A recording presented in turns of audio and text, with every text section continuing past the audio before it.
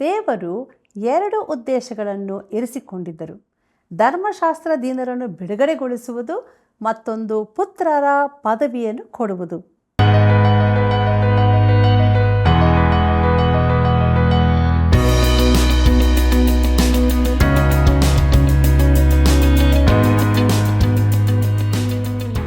ಆತ್ಮೀಯ ಸಹೋದರ ಸಹೋದರಿಯರೇ, ನೀವೆಲ್ಲರೂ ಹೇಗಿದ್ದೀರಿ? ದೇವರ ವಾಕ್ಯಗಳ ಅಧ್ಯಯನವು ಸಂತೋಷ ತಂದಿದೆ ಅಲ್ಲವೇ? ತಂದೆಯು ನೇಮಿಸಿದ ಕಾಲ ಅಂದರೇನು? ದೇವರು 2 ಉದ್ದೇಶಗಳೇನು? ದೇವರು ಸಿದ್ಧ ಮಾಡಿದ್ದನ್ನು ಯಾರು ಕಾಣಲಿಲ್ಲ?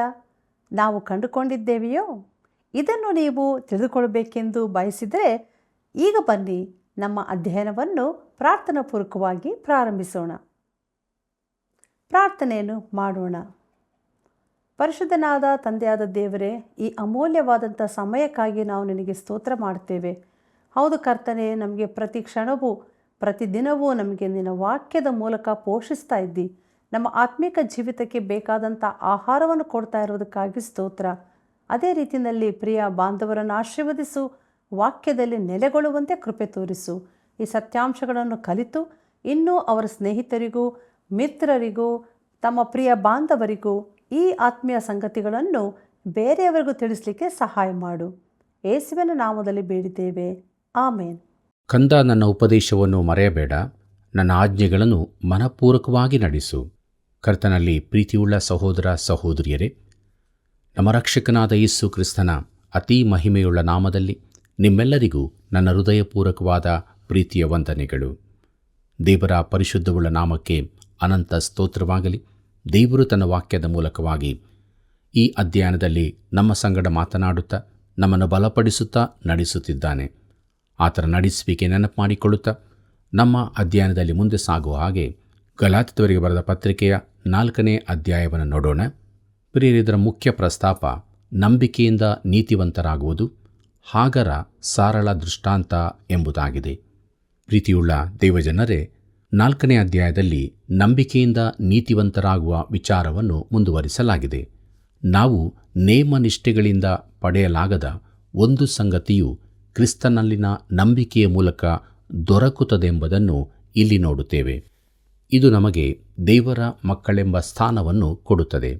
ಅದು ನಮ್ಮನ್ನು ಪೂರ್ಣ ಬೆಳೆದ ಮಕ್ಕಳ ಸ್ಥಾನಕ್ಕೆ ತರುತ್ತದೆ. ಕ್ರೈಸ್ತ ಜೀವಿತವನ್ನು ನಾವು ಪ್ರಾರಂಭಿಸುವಾಗ ಚಿಕ್ಕ ಮಕ್ಕಳಾಗಿರುತ್ತೇವೆ.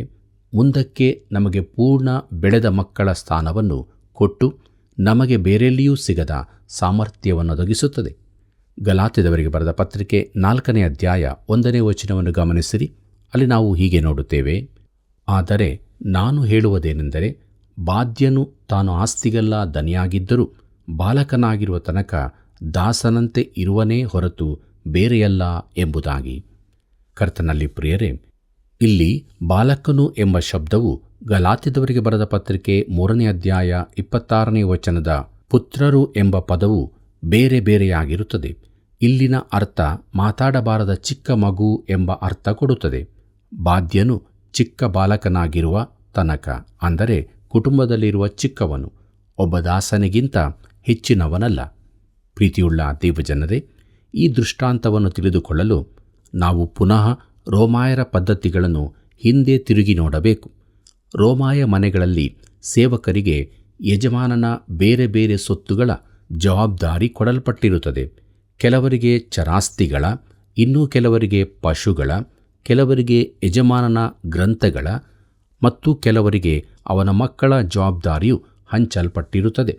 ಒಂದು ಮಗು ಆ ಕುಟುಂಬದಲ್ಲಿ ಹುಟ್ಟಿದರೆ ಸೇವಕರು ಅದನ್ನು ಆರೈಕೆ ಮಾಡಿ ಬಟ್ಟೆ ತೊಡಿಸುತ್ತಾರೆ. ಆಗ ಆ ಮಕ್ಕಳು ತಮ್ಮೊಂದಿಗೆ ಆಟವಾಡುವ ಸೇವಕರ ಮಕ್ಕಳಿಗಿಂತ ಭಿನ್ನವಾಗಿರುವುದಿಲ್ಲ ಮತ್ತು ಈ ಮಗು ಇತರ ಮಕ್ಕಳಂತೆಯೇ ಸೇವಕರಿಗೆ ವಿಧೇಯರಾಗಿರಬೇಕು. ಗಲಾತ್ಯದವರಿಗೆ ಬರೆದ ಪತ್ರಿಕೆ 4ನೇ ಅಧ್ಯಾಯ 2ನೇ ವಚನವನ್ನು ಗಮನಿಸಿರಿ. ಅಲ್ಲಿ ಹೀಗೆ ಬರೆದದೆ, ತಂದೆಯು ನೇಮಿಸಿದ ದಿನದವರೆಗೂ ಪಾಲಕರ ಮತ್ತು ಮನೆವಾರ್ತೆಯವರ ಕೈ ಕೆಳಗಿರುವನು ಎಂಬುದಾಗಿ. ಪ್ರೀತಿಯುಳ್ಳ ಸಹೋದರ ಸಹೋದರಿಯರೇ, ತಂದೆಯು ನೇಮಿಸಿದ ಕಾಲ ಎಂಬುದಾಗಿ ನೋಡುವಾಗ ಅದು ಯಾವುದು? ತನ್ನ ಮಗನು ಸ್ವಂತ ತೀರ್ಮಾನಗಳನ್ನು ಕೈಗೊಳ್ಳಲು ಸಮರ್ಥನಾದನೆಂದು ತಂದೆ ತಿಳಿದುಕೊಂಡಾಗ ಅವನನ್ನು ಪೂರ್ಣ ಬೆಳೆದ ಮಗನ ಸ್ಥಾನಕ್ಕೆ ತರುತ್ತಾನೆ. ಮಗನು ಬೆಳೆದ ಸ್ಥಿತಿಗೆ ತಲುಪಿದ್ದಾನೆಂದು ನಿರ್ಣಯಿಸುವವನು ತಂದೆಯೇ ಆಗಿದ್ದಾನೆ. ಇದು ನಮ್ಮ ಸಮಾಜದಲ್ಲಿರುವ ಸರಾಸರಿಯ ಕಾನೂನಲ್ಲ. ನಮ್ಮಲ್ಲಿ ಮಕ್ಕಳು 21 ವರ್ಷ ಪ್ರಾಯವಾದಾಗ ಈಗ ಅದನ್ನು 18ಕ್ಕೆ ಇಳಿಸಿದ್ದಾರೆ. ಕೆಲವರು 18 ವರ್ಷವಾಗುವಾಗಲೇ 21 ವರ್ಷದವರಂತೆ ಬೆಳೆದವರಾಗಿರುತ್ತಾರೆ. ಇನ್ನು ಕೆಲವರು 60 ವರ್ಷವಾದರೂ ಪ್ರಬುದ್ಧತೆ ಹೊಂದಿರುವುದಿಲ್ಲ. ಆದರೆ ಪೌಲನ ಕಾಲದಲ್ಲಿ ಮಗನು ಪ್ರಬುದ್ಧತೆಗೆ ಬಂದನೆಂಬುದನ್ನು ತಂದೆ ನಿರ್ಧರಿಸುತ್ತಿದ್ದನು. ಆಗ ಒಂದು ಪ್ರಬುದ್ಧತಾ ಸಮಾರಂಭ ನಡೆದು ಆ ಮಗನಿಗೆ ಕುಟುಂಬದಲ್ಲಿ ಪೂರ್ಣ ಬೆಳೆದವನ ಸ್ಥಾನ ಕೊಡಲ್ಪಡುತ್ತಿತ್ತು. ಪ್ರೀತಿಯುಳ್ಳ ಸಹೋದರ ಸಹೋದರಿಯರೇ, ರೋಮಾಯ ಕುಟುಂಬಗಳಲ್ಲಿ ಈ ರೀತಿ ನಡೆಯುತ್ತಿತ್ತು. ತಂದೆಯು ಕೈಸರನ ಸೈನ್ಯದಲ್ಲಿ ಒಬ್ಬ ಶತಾಧಿಪತಿಯಾಗಿರಬಹುದು. ಕೈಸರನು ಗೌಲ್ ಪ್ರಾಂತ್ಯಕ್ಕೆ ದಂಡೆತ್ತಿ ಹೋದನೆಂದು ಭಾವಿಸೋಣ. ಆ ಭಾಗದಲ್ಲಿ ಅನೇಕ ವರ್ಷಗಳವರೆಗೆ ಇದ್ದಾನೆ. ನಮ್ಮ ಪೂರ್ವಜರು ಈ ಭಾಗದಲ್ಲಿದ್ದರು ಮತ್ತು ಅವರೆಲ್ಲರೂ ವಿಗ್ರಹಾರಾಧಕರಾಗಿದ್ದರು. ಆ ಶತಾಧಿಪತಿಗೆ ಅವರಿಂದ ತೊಂದರೆಯುಂಟಾಯಿತು. ಅವರನ್ನು ನಿಗ್ರಹಿಸಲು ಅನೇಕ ವರ್ಷಗಳು ಬೇಕಾದವು. ರೋಮಾಯ ಸೈನ್ಯದಲ್ಲಿ ಕಾದಾಡುತ್ತಾ ಇರಬೇಕಾಗಿ ಬಂದದ್ದರಿಂದ ತಂದೆಯು ಮನೆಯಿಂದ ದೂರ ಕೆಲವು ವರ್ಷಗಳವರೆಗೆ ಇರಬೇಕಾಯಿತು. ಕೊನೆಗೆ ಅವನು ಮನೆಗೆ ಹಿಂತಿರುಗಿದನು. ಅವನು ಮುಖ ಕ್ಷೌರ ಮಾಡಲು ಹೋದಾಗ ಒಂದು ಬೊಬ್ಬೆ ಕೇಳಿಸುತ್ತದೆ. ನನ್ನ ರೇಜರನ್ನು ಯಾರು ಉಪಯೋಗಿಸಿದ್ದು ಎಂದು ಯಜಮಾನನ ಕೂಗು ಕೇಳಿ ಸೇವಕರೆಲ್ಲ ಓಡಿ ಬಂದರು. ಅವರು ಉತ್ತರಿಸುತ್ತಾರೆ, ನಿನ್ನ ಮಗನು ಎಂಬುದಾಗಿ. ಆಗ ಅವನು, ಅಂದರೆ ನನ್ನ ಮಗನು ಮುಖ ಕ್ಷೌರ ಮಾಡಿಸಿಕೊಳ್ಳುವಷ್ಟು ದೊಡ್ಡವನಾದನೋ? ಮತ್ತು ಅವನನ್ನು ಕರೆತರಲು ಹೇಳುತ್ತಾನೆ. ಮಗನು ಬಂದಾಗ ತಂದೆ ಆಶ್ಚರ್ಯದಿಂದ ನೋಡುತ್ತಾನೆ. ಅವನು ಪ್ರಾಯ ಪ್ರಬುದ್ಧನಾಗಿದ್ದಾನೆ. ಆಗ ತಂದೆ ಹೇಳುತ್ತಾನೆ, ಹಾಗಾದರೆ ನಾವು ಪ್ರಬುದ್ಧತೆಯ ಸಮಾರಂಭ ಏರ್ಪಡಿಸಬೇಕಾಗಿದೆ ಮತ್ತು ಕುಟುಂಬದವರೆಲ್ಲರಿಗೂ ಆಹ್ವಾನ ಹೋಗುತ್ತದೆ. ಎಲ್ಲರೂ ಆ ಸಮಾರಂಭಕ್ಕೆ ಬಂದು ಸೇರುತ್ತಾರೆ. ಮತ್ತು ಆ ದಿನ ತಂದೆ ಮಗನಿಗೆ ಒಂದು ಬಿಳಿ ವಸ್ತ್ರವನ್ನು, ಅಂದರೆ ನಿಲುವಂಗಿಯನ್ನು ತೊಡಿಸುತ್ತಾನೆ. ಪ್ರಿಯರೇ, ತಪ್ಪಿಹೋದ ಮಗನ ದೃಷ್ಟಾಂತದಲ್ಲಿ ಯೇಸು ಇದನ್ನೇ ಹೇಳಿದ್ದು. ಮಗನು ಹಿಂತಿರುಗಿ ಮನೆಗೆ ಬಂದಾಗ ತಂದೆಯು ಅವನನ್ನು ಹಾಗೆಯೇ ಸ್ವೀಕರಿಸಲಿಲ್ಲ. ಅವನನ್ನು ಪೂರ್ಣ ಬೆಳೆದ ಮಗನನ್ನಾಗಿ ಸ್ವೀಕರಿಸಿ ಅವನಿಗೆ ನಿಲುವಂಗಿಯನ್ನು ತೊಡಿಸಿ ಅವನ ಬೆರಳಿಗೆ ಉಂಗುರ ಹಾಕಿದನು. ಆ ಉಂಗುರದಲ್ಲಿ ತಂದೆಯ ಅಧಿಕಾರದ ಮುದ್ರೆಯಿತ್ತು. ಅದು ಅವನಿಗೆ ತಂದೆಯ ಅಧಿಕಾರವನ್ನು ಕೊಟ್ಟಿತು. ಈಗ ಆ ಮಗನು ನಿಲುವಂಗಿ ಧರಿಸಿಕೊಂಡು ಹೋಗುವುದನ್ನು ಕಾಣಬಹುದು. ಪ್ರಿಯರೇ, ಈಗ ಸೇವಕನು ಆ ಮಗನನ್ನು ತಿದ್ದುವುದಕ್ಕೆ ಹೋಗಲಾರನು. ನಿಜವಾಗಿಯಾದರೆ ಇನ್ನು ಮುಂದೆ ಈ ಮಗನೇ ಸೇವಕರನ್ನು ತಿದ್ದುವ ಕಾರ್ಯ ಮಾಡಬಹುದು. ಯಾಕಂದರೆ ಅವನೀಗ ಪ್ರಬುದ್ಧನಾಗಿದ್ದಾನೆ. ಪೌಲನು ಇದನ್ನೇ ಹೇಳಿದ್ದು. ಗಲಾತ್ಯದವರಿಗೆ ಬರೆದ ಪತ್ರಿಕೆ 4ನೇ ಅಧ್ಯಾಯ 3ನೇ ವಚನವನ್ನು ಗಮನಿಸಿರಿ. ಅಲ್ಲಿ ನಾವು ಹೀಗೆ ನೋಡುತ್ತೇವೆ, ಹಾಗೆಯೇ ನಾವು ಸಹ ಬಾಲಕರಾಗಿದ್ದಾಗ ಲೋಕದವರ ಬಾಲಬೋಧನೆಗೆ ಅಧೀನರಾಗಿದ್ದೆವು ಎಂಬುದಾಗಿ. ಪ್ರೀತಿಯುಳ್ಳ ದೇವಜನರೇ, ಲೋಕದವರ ಅಂದರೆ ಧರ್ಮಶಾಸ್ತ್ರದ ಎಂಬರ್ಥ. ಇಸ್ರಾಯೇಲ್ಯರು ನೇಮನಿಷ್ಠೆಗಳಿಗೆ ಅಧೀನರಾಗಿದ್ದಾಗ ಅದು ಅವರ ಬಾಲ್ಯಕಾಲವಾಗಿತ್ತೆಂದು ಪೌಲನು ಹೇಳುತ್ತಾನೆ. ಗಲಾತ್ಯದವರಿಗೆ ಬರೆದ ಪತ್ರಿಕೆ 4ನೇ ಅಧ್ಯಾಯ 4ನೇ ವಚನವನ್ನು ಗಮನಿಸಿರಿ. ಅಲ್ಲಿ ಹೀಗೆ ಬರೆದದೆ, ಆದರೆ ಕಾಲವು ಪರಿಪೂರ್ಣವಾದಾಗ ದೇವರು ತನ್ನ ಮಗನನ್ನು ಕಳುಹಿಸಿಕೊಟ್ಟನು ಎಂಬುದಾಗಿ. ಕರ್ತನಲ್ಲಿ ಪ್ರೀತಿಯುಳ್ಳ ಸಹೋದರ ಸಹೋದರಿಯರೇ, ದೇವರಿಂದ ನೇಮಕವಾದ ಕಾಲದಲ್ಲಿ ತಂದೆಯಾದ ದೇವರು ಮಗನಾದ ದೇವರನ್ನು ಸ್ತ್ರೀಯಲ್ಲಿ ಹುಟ್ಟಿದವನಾಗಿಯೂ ಧರ್ಮಶಾಸ್ತ್ರಾಧೀನನಾಗಿಯೂ ಕಳುಹಿಸಿಕೊಟ್ಟನು. ಮರಿಯಳು ಯಹೂದ್ಯ ಸ್ತ್ರೀಯಾಗಿದ್ದಳು. ಪಶ್ಚಿಮ ತೀರದಲ್ಲಿ ಒಬ್ಬಾಕೆಯು ಯೇಸು ಯಾವ ಕುಲಕ್ಕೂ ಸೇರಿದವನಲ್ಲವೆಂದು ಹೇಳುತ್ತಿದ್ದಾಳೆ. ಇದು ಎಂಥ ಮಕ್ಕಳಾಟಿಕೆಯ ಅರ್ಥವಿಲ್ಲದ ಮಾತಾಗಿದೆ. ಈ ಮಾತಿಗೆ ಯಾವ ಅರ್ಥವೂ ಇರುವುದಿಲ್ಲ. ಪ್ರಿಯರೇ, ಬಾವಿಯ ಬಳಿಯಲ್ಲಿದ್ದ ಸಮಾರ್ಯದ ಸ್ತ್ರೀಗೆ ಈ ಹೆಂಗಸಿಗಿಂತ ಹೆಚ್ಚು ತಿಳುವಳಿಕೆ ಇತ್ತು. ಆಕೆ ಕೇಳುತ್ತಾಳೆ, ಯಹೂದ್ಯನಾದ ನೀನು ಸಮಾರ್ಯದವಳಾದ ನನ್ನ ಬಳಿ ನೀರು ಕೇಳುವುದು ಹೇಗೆ ಎಂಬುದಾಗಿ. ಯೋಹಾನ ಬರೆದ ಸುವಾರ್ತೆ 4ನೇ ಅಧ್ಯಾಯ 9ನೇ ವಚನದಲ್ಲಿ ಇದನ್ನು ನಾವು ಓದುತ್ತೇವೆ. ಪ್ರಿಯರೇ, ಆಕೆ ಆತನನ್ನು ಯಹೂದ್ಯಳೆಂದು ನೆನೆಸಿದಳು. ಯೇಸು ಆಕೆ ಹೇಳಿದ್ದು ತಪ್ಪು ಎಂದು ಹೇಳಲಿಲ್ಲ. ಆದ್ದರಿಂದ ನಾನು ಅದನ್ನೇ ಸರಿಯೆಂದು ಭಾವಿಸುತ್ತೇನೆ. ಆತನಲ್ಲಿ ಪರಿಪೂರ್ಣ ಮಾನವೀಯತೆ ಇತ್ತು. ಆತನು ಶರೀರಧಾರಿಯಾಗಿ ಬಂದ ದೇವರಾಗಿದ್ದನು. ಈ ದಿನಗಳಲ್ಲಿ ಅದನ್ನೂ ಪ್ರಶ್ನಿಸುವವರಿದ್ದಾರೆ. ಆದರೆ ಚಾರಿತ್ರಿಕನಾದ ಒಬ್ಬನೇ ಯೇಸು ಇದ್ದದ್ದು.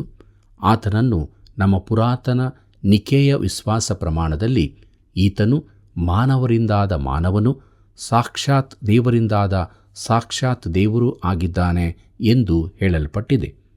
ಪ್ರಿಯರೇ, ನಾನು ಅದನ್ನು ಒಪ್ಪುತ್ತೇನೆ. ಯಾಕಂದರೆ ದೇವರ ವಾಕ್ಯದಲ್ಲಿ ಹೀಗೆಯೇ ಹೇಳಿರುತ್ತದೆ. ತನ್ನ ಮಗನನ್ನು ಕಳುಹಿಸುವುದರಲ್ಲಿ ದೇವರ ಉದ್ದೇಶವೇನು? ಬನ್ನಿರಿ, ನಾವದನ್ನು ನೋಡೋಣ. ಗಲಾತ್ಯದವರಿಗೆ ಬರೆದ ಪತ್ರಿಕೆ 4ನೇ ಅಧ್ಯಾಯ 5ನೇ ವಚನವನ್ನು ಗಮನಿಸಿರಿ. ಅಲ್ಲಿ ಹೀಗೆ ಬರೆಯಲ್ಪಟ್ಟಿದೆ: ಧರ್ಮಶಾಸ್ತ್ರಾಧೀನರಾದವರನ್ನು ವಿಮೋಚಿಸಬೇಕೆಂತಲೂ ಪುತ್ರರ ಪದವಿಯನ್ನು ನಮಗೆ ದೊರಕಿಸಬೇಕೆಂತಲೂ ಆತನು ಸ್ತ್ರೀಯಲ್ಲಿ ಹುಟ್ಟಿದವನಾಗಿಯೂ ಧರ್ಮಶಾಸ್ತ್ರಾಧೀನನಾಗಿಯೂ ಬಂದನು ಎಂಬುದಾಗಿ. ಪ್ರೀತಿಯುಳ್ಳ ದೇವಜನರೇ, ದೇವರು 2 ಉದ್ದೇಶಗಳನ್ನಿರಿಸಿಕೊಂಡಿದ್ದನು. ಅದರಲ್ಲಿ ಒಂದನೆಯದು ಧರ್ಮಶಾಸ್ತ್ರಾಧೀನರನ್ನು ಬಿಡಿಸಲು. ಅವರು ಧರ್ಮಶಾಸ್ತ್ರದ ಅಧೀನದ ಮಕ್ಕಳು. ಧರ್ಮಶಾಸ್ತ್ರವು ಯಾರನ್ನೂ ದೇವರ ಮಗುವನ್ನಾಗಿ ಮಾಡಲಿಲ್ಲ. ಎರಡನೆಯದು ಅವರಿಗೆ ಪುತ್ರರ ಪದವಿಯನ್ನು ಕೊಡಲು. ಪ್ರೀತಿಯುಳ್ಳ ಸಹೋದರ ಸಹೋದರಿಯರೇ, ಇಲ್ಲಿ ಪುತ್ರರ ಪದವಿ ದೊರಕಿಸುವುದಕ್ಕೆ ಆಂಗ್ಲ ಭಾಷೆಯ ಪದ ದತ್ತು ಸ್ವೀಕಾರ ಎಂಬ ಅರ್ಥ ಕೊಡುವಂಥದ್ದಾಗಿದೆ. ಇದರ ಈಗಿನ ಅರ್ಥ ಈಗಿನ ಸಮಾಜದ ಅರ್ಥಕ್ಕಿಂತ ಬೇರೆಯದೇ ಆಗಿದೆ. ನಾವು ಸಾಮಾನ್ಯವಾಗಿ ಸ್ವಂತ ಮಕ್ಕಳಿಲ್ಲದ ದಂಪತಿಯರ ಬಗ್ಗೆ ಯೋಚಿಸುತ್ತೇವೆ. ಅವರು ಮಕ್ಕಳನ್ನು ದತ್ತು ಕೊಡುವ ಸಂಸ್ಥೆಗೆ ಹೋಗಿ ಒಳ್ಳೆಯ ಮಗುವೊಂದನ್ನು ಆರಿಸುತ್ತಾರೆ. ಆ ಮಗುವನ್ನು ಅವರು ಮೆಚ್ಚುತ್ತಾರೆ ಮತ್ತು ನಿಯಮಾನುಸಾರ ದಾಖಲೆಗಳನ್ನು ಪಡೆದು ಆ ಮಗುವನ್ನು ತಮ್ಮ ಕುಟುಂಬದೊಳಕ್ಕೆ ಸೇರಿಸಿಕೊಳ್ಳುತ್ತಾರೆ. ಹೀಗೆ ಆ ಮಗುವು ಅವರದ್ದಾದಾಗ ನಾವು ಅದನ್ನು ದತ್ತು ಸ್ವೀಕಾರ ಎಂದು ಕರೆಯುತ್ತೇವೆ. ಆದರೆ ಪೌಲನ ಕಾಲದಲ್ಲಿನ ರೋಮಾಯರ ಪದ್ಧತಿಯು ಒಬ್ಬ ಮಗನನ್ನೇ ದತ್ತಕ್ಕೆ ತೆಗೆದುಕೊಳ್ಳುವುದಾಗಿದೆ. ಇದನ್ನು ದತ್ತು ತೆಗೆದುಕೊಳ್ಳುವ ಸಮಾರಂಭ ಎಂದು ಕರೆಯುತ್ತಾರೆ. ಗ್ರೀಕ್ ಮೂಲದ ಅರ್ಥ ಮಗನೆಂದು ನೇಮಿಸುವುದು ಎಂದಾಗುತ್ತದೆ. ಹೀಗೆ ಒಬ್ಬ ವಿಶ್ವಾಸಿಯು ದೇವರ ಕುಟುಂಬದಲ್ಲಿ ಪ್ರಬುದ್ಧನಾದ ಮಗನಾಗಿ ದೈವಿಕ ಸತ್ಯಗಳನ್ನು ತಿಳಿಯಬಲ್ಲವನಾಗಿ ಇರಿಸಲ್ಪಡುತ್ತಾನೆ.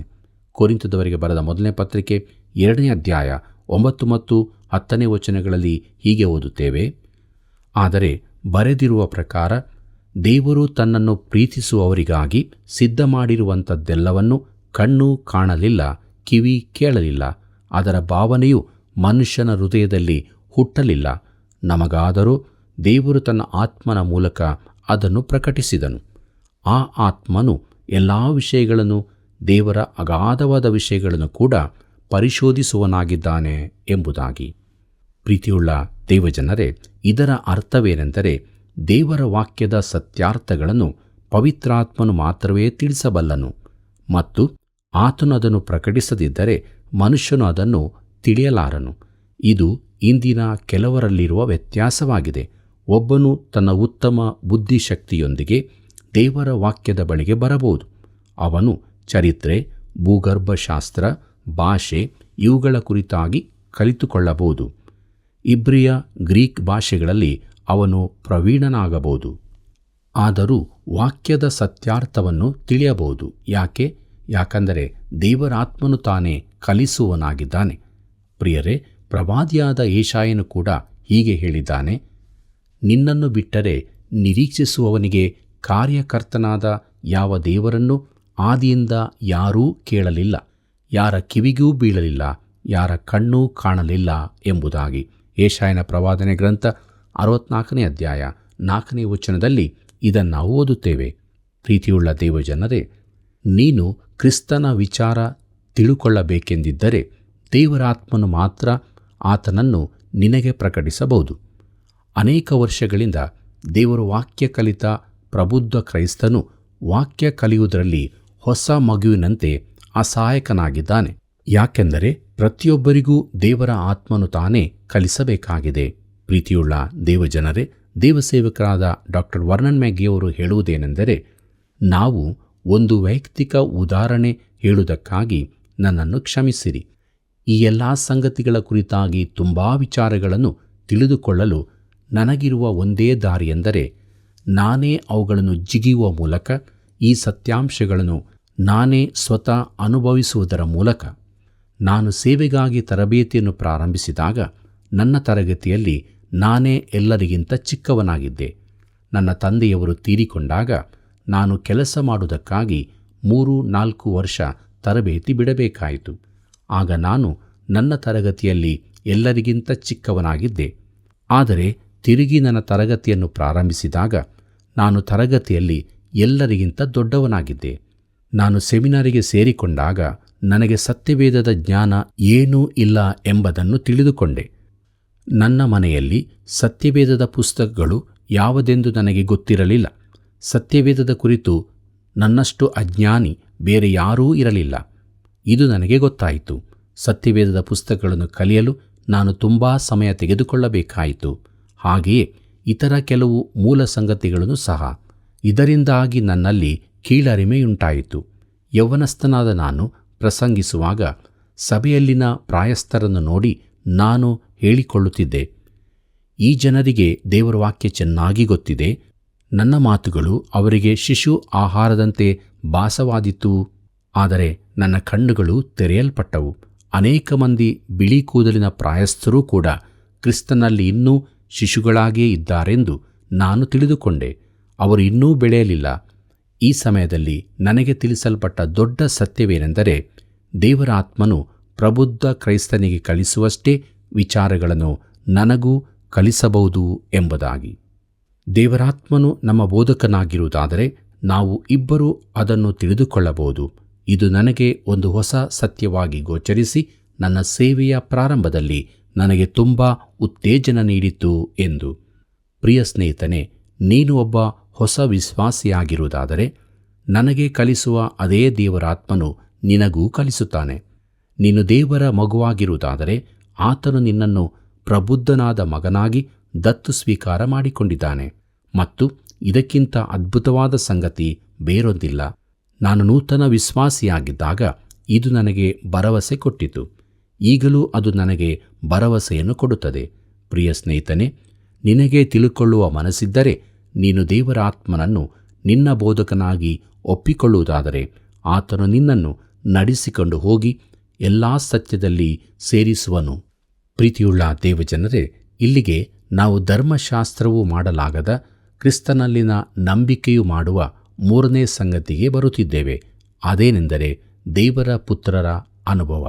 ಪ್ರೀತಿಯುಳ್ಳ ದೇವಜನರೇ, ಮುಂದಿನ ಕಾರ್ಯಕ್ರಮದಲ್ಲಿ ಈ ವಿಷಯದಲ್ಲಿ ನಾವು ಸಮಗ್ರವಾಗಿ ಅಧ್ಯಯನ ಮಾಡಲಿಕ್ಕಿದ್ದೇವೆ. ಆದ್ದರಿಂದ ತಾವೆಲ್ಲರೂ ಪ್ರಾರ್ಥನಾಪೂರ್ವಕವಾಗಿ ಸಿದ್ಧರಾಗಬೇಕಾಗಿ ಪ್ರೀತಿಯಿಂದ ಕೇಳಿಕೊಳ್ಳುತ್ತೇವೆ.